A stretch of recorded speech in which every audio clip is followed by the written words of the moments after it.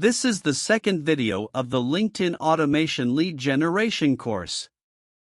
In the last video, we covered the importance of a business value proposition. In this video, we will see how companies like Uber, Slack, and others have beautifully positioned their value propositions, enabling them to acquire millions of customers. Now, enough of highlighting the importance of value proposition, let's jump onto the main agenda and understand the following. 1. What is value proposition?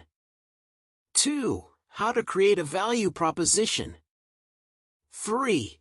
Predefined templates and examples talking about value proposition. Let's start with what is value proposition.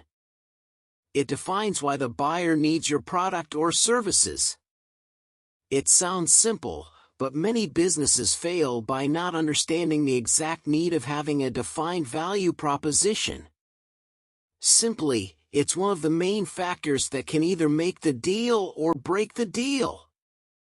Let's understand how to identify the value proposition of your solution and place it everywhere on your website or social media or email marketing to reach out to the target audience. Before framing the value proposition, make sure to brainstorm with your team on the following. 1. Which customer are you going to serve? 2. Which needs are you going to meet? 3. Relative pricing. 4. Why buyers should buy from you, not the competition.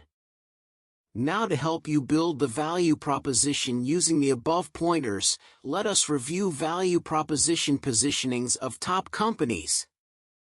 The first one we have is the value proposition snippet of Uber. Uber is the smartest way to get around. One tap and a car comes directly to you. Your driver knows exactly where to go. And payment is completely cashless.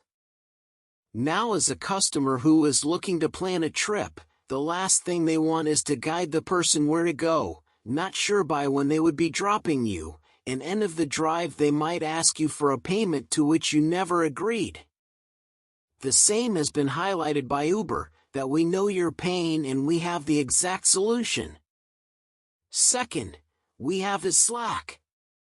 Connect all the tools you use to Slack and avoid all that constant switching between apps.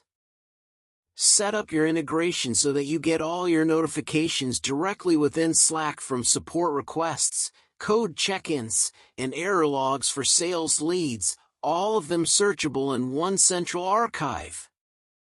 Earlier, I was a big fan of Skype, where we used to have internal employee connections and meetings, but the pain area was getting meeting alerts from Outlook/Gmail, managed G Drive files, HubSpot notifications, and a lot more.